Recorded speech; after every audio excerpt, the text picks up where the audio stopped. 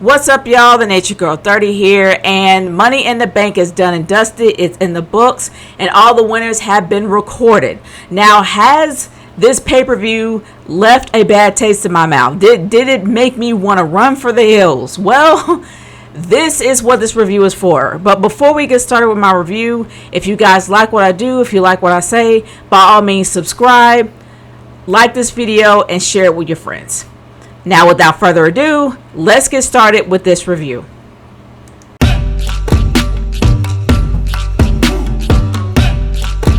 Alright, before I actually get into the matches, and I'm not going to make this a whole anymore, I am not going to talk about John Cena's retirement. That is going to be a discussion in itself, because there is so much to say. There's so many things, so many questions that I have about John Cena's retirement, and I want to dive into that detail a little bit further in a discussion that I'm going to plan later on this week. So I'm not going to talk about that here, as well as Trish being the host, and I might just include that in the discussion as well, but I'm not going to talk about that here. I'm just going to talk about the matches, give my rating of it, and give a rating overall for every single match.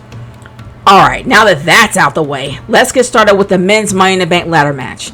Honestly, guys, I was really surprised to know that the men was going to start first. I honestly assumed that the women was going to be first, because they usually are. But I guess maybe something was different because they were in Trish's hometown, and it probably was a request by her. I don't know. I'm just making assumptions here. But anyway, y'all, the men's Money in the Bank ladder match with Drew McIntyre, LA Knight, Jey Uso, Carmelo Hayes, and Chad Gable.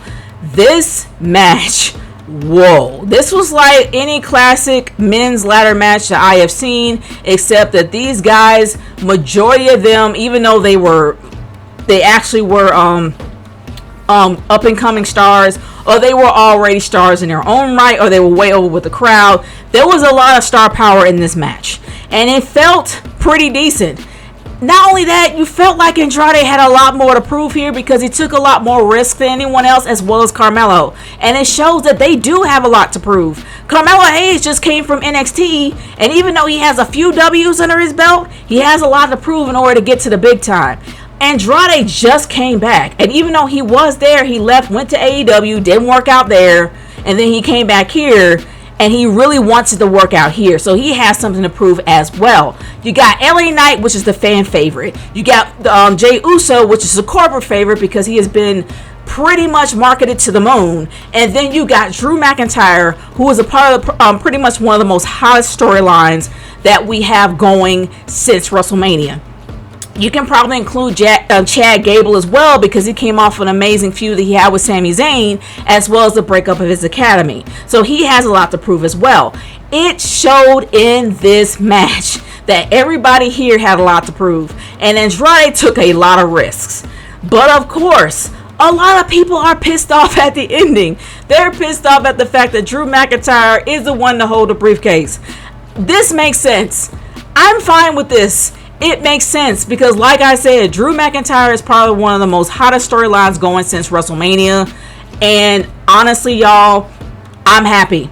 I'm happy. And the fact that he announced that he was going to cash it in later on tonight, at the time, I'm like, okay, let's see where this goes. Let's see where this goes.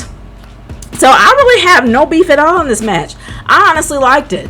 I kind of enjoyed it. And not to mention, they didn't do the slow crawl as much. Yes, LA Knight has did it maybe once or twice. But honestly, y'all, it was not that ridiculous cliche that's been done to death to where it annoys the crap out of me. They actually were realistically hurrying up the ladder to get the briefcase. It felt realistic to where they weren't like, oh, I can't get up. They were honestly trying to get the briefcase. And that slap to the ground by Chad Gable when he was dangling there. Oh my gosh. Did it literally bring back flashbacks of Jeff Hardy and before he was being speared. When he was speared off of hanging he was grabbing the briefcase. And of course everyone remembers that legendary spear from edge to the ground. But it's just without all that. He just went splat. Face first into the ground. That was a gnarly bump, but that was an amazing spectacle to see. I honestly enjoyed this match a lot. And the fact that Drew McIntyre won to extend the storyline out, I'm giving it a 4. This match actually was pretty good. Let's move on to the most disappointing match of the night. And it's not because the performance was bad, it was the outcome. It made no sense. The Intercontinental Championship match with Bron Breakker, Sami Zayn versus Bron Breakker, with Sami being the champion.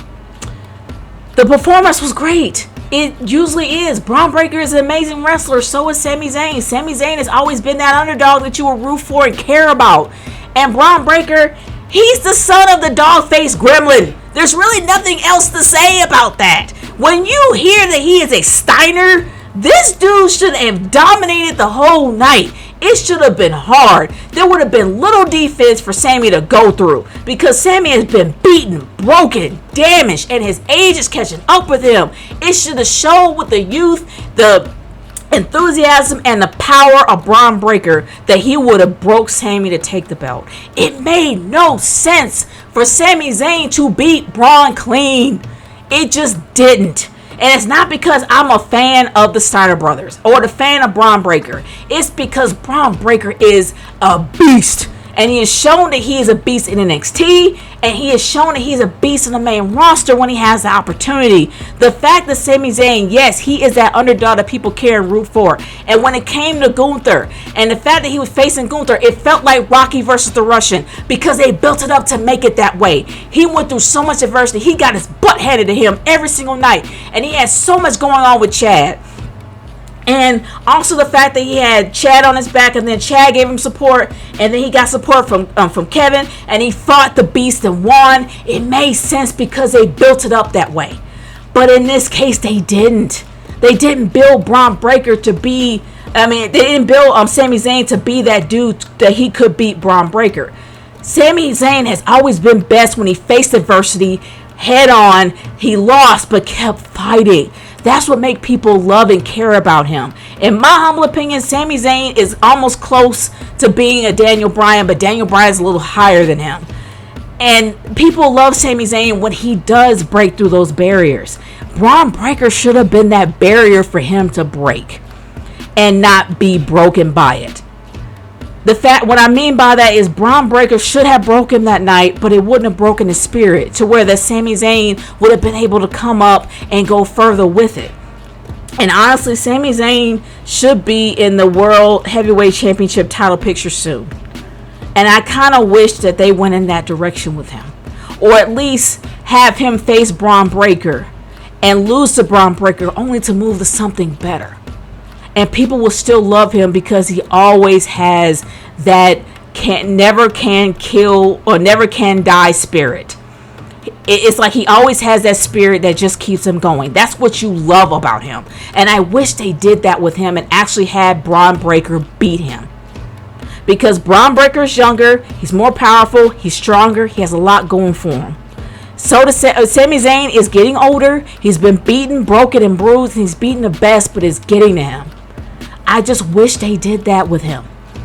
But unfortunately, they chose Sami to beat him clean. That made no sense to me. That was incredibly disappointing, to be honest with you. And I really did want Bron to win here because not only is Bron a superstar, Bron is incredibly powerful in everything that he does. And it would have made more sense for Bron Breakker to be the winner here. But instead, we got Sami Zayn beating him clean. And even though the performance was great, even though the wrestling was great, and it showed how much they both wanted it, and it showed how much the Sami Zayn took advantage of vulnerable spots that Bron has put himself in my opinion, Bron Breakker should have taken it. But I am not going to give this a 2 because of that. Even though I am disappointed by the outcome, it wasn't a horrible match by no means. I'm going to give this a 3. The wrestling was really good. The energy in both performances was really great, despite how much the crowd sucked. But also the fact that you can tell they both wanted it. If y'all know me, y'all know that the IC Championship is probably one of my favorite belts. The Workhorse belt is that belt for me. I love it. And they done so much to make it credible. And honestly, y'all, even though the outcome was bad, this wasn't a horrible match. I gotta give it a 3. Alright. Now let's move on to the women's Money in the Bank ladder match. Alright, I'm not going to really get too much into it because y'all already heard my rant. I put my video up not that long ago. If you guys want to know how I really feel about this ladder match, definitely take a look at that video. But do I honestly think the right person won? Yes, the right person did win. Tiffany Stratton is the next up and coming star. I'm happy to put it on her. She deserves to win. Now, I'm going to get into the real nitty-gritty of this match and what really makes me want to give this match a 2. And it's not really because of the people in it. It is because of the fact that it is obvious that both Io Sky, Zoey Stark, and Lyra Valkyria were not comfortable in this match at all. They damn near killed themselves at more than one occasion. Zoey Stark almost died with her head falling through a ladder, and if she would have fell to the left at a certain degree and her head got caught, she would have broken her neck. Io makes botch after botch after botch after botch. And I'm not going to lie, there are times that I kind of let it slide, human nature. But Io is sloppy. She's incredibly sloppy in the ring. She got better. She got a lot better at WrestleMania with her versus Bayley. But at other times, when she's not comfortable, she can kill you. Like, she can come close to hurting you. There has to be some sort of comfort or some sort of ability to make adjustments in the ring, or at least adjust to the environment for you to be safe and for other people to be safe. Zoey, Lyra, and Io put themselves and other folks in danger in that match. You gotta be comfortable where you are. You have to be. Now, I know that this is Lyra and Zoey's first time. This isn't Io's. This is not her first time. They got to be comfortable in adjusting to situations and adjusting to environments to keep themselves safe and to keep others safe. And it was really disappointing, not disappointing, but scary as all hell to see these women almost die in the middle of the ring, especially with Zoey nearly breaking her neck. They have to be more comfortable in the ring during these matches, just for their safety alone. And the fact that they've been there long enough. And yes, like I said, this is Zoey and Lyra's first ladder match. I get it. Human nature, that happens. Zoey ended up botching doing one of her moves and hit the ladder by accident. Lyra almost killed Zoey. Zoey was pretty much a target throughout the whole night. Lyra nearly hurt her really, really badly. And then, well, let's be honest, Io almost broke her neck. They gotta be better. They gotta get better. They gotta be more comfortable in matches like this. They have to be. Naomi's been in it. Io's been in it. Naomi was actually pretty good. She barely had a mistake made. Io, there's no excuse anymore. Lyra, Io, and Zoey, they gotta get better. They gotta be more comfortable in environments like this. They can't get themselves and other people hurt. And I'm giving it a 2 for that reason. Now, this match should have been the main event of the night, because this is definitely probably one of the best storylines, in my opinion, since WrestleMania. And also, this had so much amazing, yummy icing on a mini layer cake of this storyline. It started off being Seth Rollins versus Damian Priest for the World Heavyweight Championship. It did start off pretty slow, but it told a good story because there was a stipulation. If Seth Rollins did not win, he could not go after the title as long as Damian Priest had it. And if Damian Priest lost, he would have to leave Judgment Day.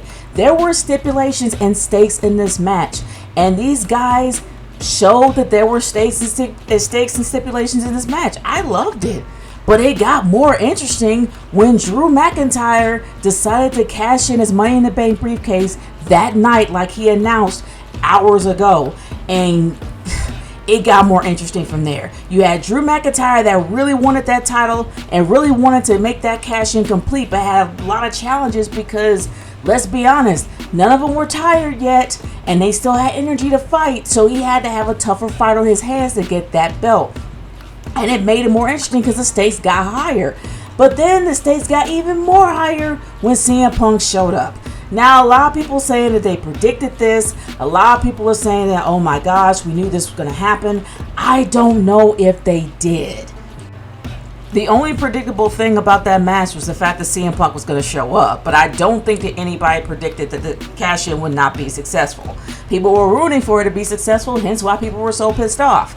But to be honest with you, this actually was a great extension to the story. It wasn't a wasteful cash-in. It was done very well. It extended the story more. It made you want to root for Drew to actually win because CM Punk is the biggest obstacle. Plus, it added another stipulation. Well, not stipulation, but another amount of stakes in this match. Mainly, what CM Punk did has consequences. He caused Seth Rollins to lose, which means that Seth Rollins can no longer challenge for the belt. Because, well, CM Punk caused him to lose. And that was something that really pissed Seth Rollins off. Now, he has two targets on his back. Drew McIntyre and Seth Rollins. So now the stakes are even higher, but it's mostly against Punk. It is putting pressure on him because of the decision that he made. So guys, it was done fairly well. I liked how they did it here. It wasn't a wasteful cash-in. It wasn't like John Cena or Damien Sandow. This was done very well. I gotta give this a 5 out of 5. The storytelling was absolutely amazing here. The intensity of the match was even better with the stakes being on all the men. And even CM Punk coming in intensified the amount of pressure, stakes, and even stress watching this match, praying that Drew wouldn't lose. This was an amazing match. I am giving it a 5 out of 5. Moving on to a match that I believe that shouldn't even be on the card at all. This is something that should be on Raw, SmackDown. The Bloodline versus Cody Rhodes, Randy Orton, and Kevin Owens in a 6-man tag. Yeah. Solo Sikoa was in the match. He was actually pulling a Roman Reigns, and he wasn't all that bad.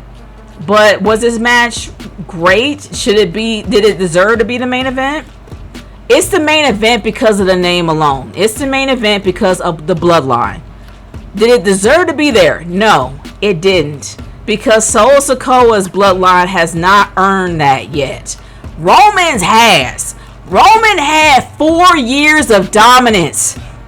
4 years of people being pissed off that they're all hogging the belts. They had a reason. They earned that main event spot. Solo has not yet. Yes, he has awesome music. Yes, he has a crazy group in the bloodline. He has Tama Tonga, Tonga Loa, and Jacob Fatu, the 3 scariest men on the planet. He has them in their group. I get it. But has he earned it? No, because the bloodline's been taking L's. They've been taking too many L's to count. Too many L's to be intimidating. Hence why you had Paul Heyman in tears all the time, acting like he's scared of these guys, when they really haven't shown why you should be scared of them. In my opinion, they shouldn't have been here at all.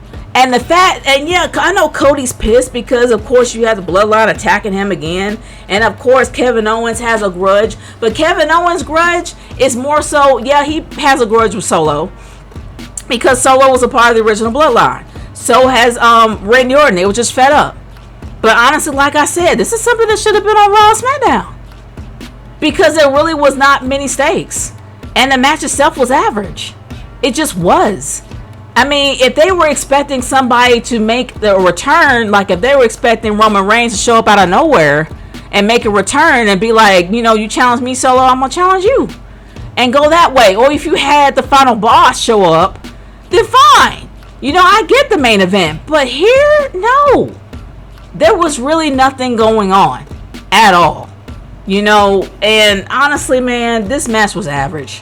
It was average. It wasn't awful, but it was average. But it didn't deserve that main event spot because that bloodline hasn't earned it yet. At least in my opinion. So I give that match a 3. Overall, I'm going to give this pay-per-view a 3. It wasn't bad. Not at all. I mean, of course, you had the outcome of the IC Championship match was a bit of a downer, even though the performance was great. And I guess I didn't mention this in the men's Money in the Bank ladder match, but I am realizing that for some reason the Wyatt 6 was not there at all to mess with Chad Gable, which was even more weird. Then, of course, you didn't have any interference from Trish, which made it even more weird in the women's. I don't really know why they changed that up. But honestly, it was a pretty average pay-per-view, even though it did have one of the best extensions for a storyline that I have seen since WrestleMania. But it was just that one thing. And honestly, y'all, it's not a bad pay-per-view, but I mean, it's worth a watch when you feel like it. It's not anything you have to see. But honestly, y'all, I give it a 3. And that's just what I think about Money in the Bank. What do you guys think about Money in the Bank? What would your ratings be? 1 out of 5. I really do want to hear what you guys have to say about it, especially what your ranking would be or what your rating would be for this pay-per-view. Again, if you like what I do, if you like what I say, by all means subscribe, share this video, and like it. I will talk to you guys later. Peace out.